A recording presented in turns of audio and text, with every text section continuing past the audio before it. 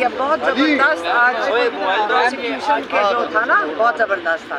اس لیے اس کی ہمیں بالکل سلمان صفدر ہمارے جو لائر ہیں وہ کہہ رہے ہیں انشاءاللہ شاہ محمود اور عمران خان میرا تو خیال ہے 2 دن میں یہ والی جو کنوکشن ہے اس میں ان کو سزا ہوئی بھی ہے یہ انشاءاللہ ختم ہو جانی چاہیے. کیونکہ آج تو میرے خیال میں جج بھی حیران رہ گئے تھے کہ کس قسم کے جو چارجز رانا ثناءاللہ نے کیا کیس رجسٹر کیا تھا.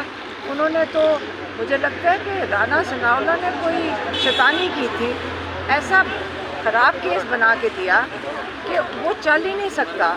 لیکن جو انہوں نے وقت گزارا جیل میں اس کا تو کسی کو ازالہ بھرنا چاہیے نا کہ کس نے جنہوں نے یہ تماشا لگایا پچھلے 10 مہینے سے اس کا بھی تو کسی کو جواب دینا ہوگا.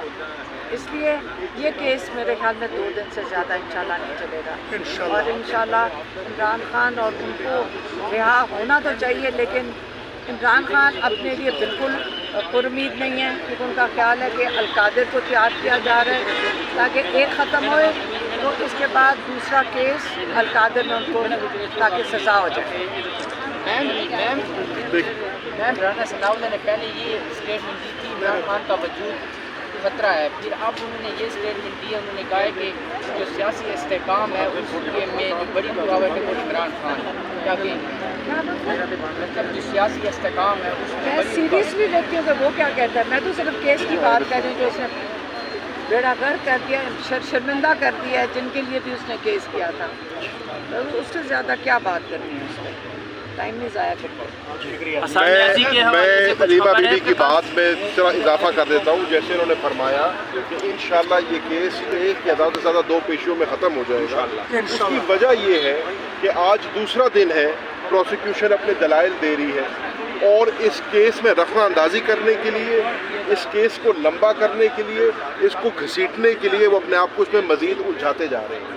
جو آئین اور جو قانون کی شک وہ پڑھتے ہیں اس میں وہ خود پھنس جاتے ہیں اور جج صاحبان مجبور ہو جاتے ہیں پوچھنے پہ. مثال کے طور پہ آج جو ایک بہت بین پیش رفت ہوئی ہے وہ یہ ہوئی کہ جس سائفر کے بارے میں ہم نے صرف سنا تھا دیکھا نہیں تھا, نہ آپ نے دیکھا نہ میں نے دیکھا نہ جج صاحب نے دیکھا نہ ڈیفینس کے وکیلوں نے دیکھا نہ سپریم کورٹ کے ججز نے دیکھا. آج جب اپنی ضرورت پیش آئی تو آج انہوں نے اس کی پروسیجر کی بکلٹ پیش کر دی.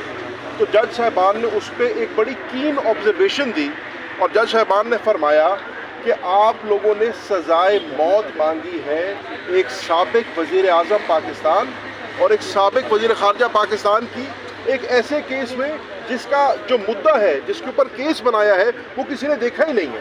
تو یہ کیسے ممکن ہے کہ آپ میکسیمم پینلٹی مانگ رہے ہیں ایک ایسی چیز میں جو ہماری آنکھوں کے آگے بھی نہیں آئی. اور ہم نے بھی مانگا, سپریم کورٹ کے ججز نے مانگا, آپ نے تب ہمیں نہ دیا. آج جب آپ کو ضرورت پڑی ہے تو وہ قدرتی طور پہ سامنے آ گئی ہے. تو آپ یہ دیکھ رہے ہیں کہ پروسیکیوشن کے پاس دینے کو دلائل کوئی نہیں ہے, وہ رخنہ اندازی کر رہے ہیں. انشاءاللہ یہ 1 یا 2 پیشیوں کے اندر ان کا سارا کیس جو ہے کی کلائی کھل جائے گی اور یہ جس کو کہتے ہیں اپنے منہ کے بل آپ گریں گے. اور انشاءاللہ اس کیس میں باعزت طریقے سے عمران خان صاحب اور شاہ محمود قریشی صاحب رہا ہوں انشاءاللہ.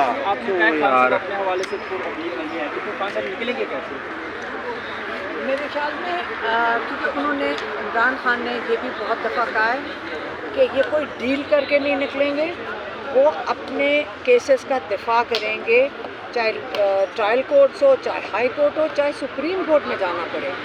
وہ ڈیل نہیں کریں گے, دفاع کریں گے کیونکہ ان کیسز میں کوئی دم نہیں ہے.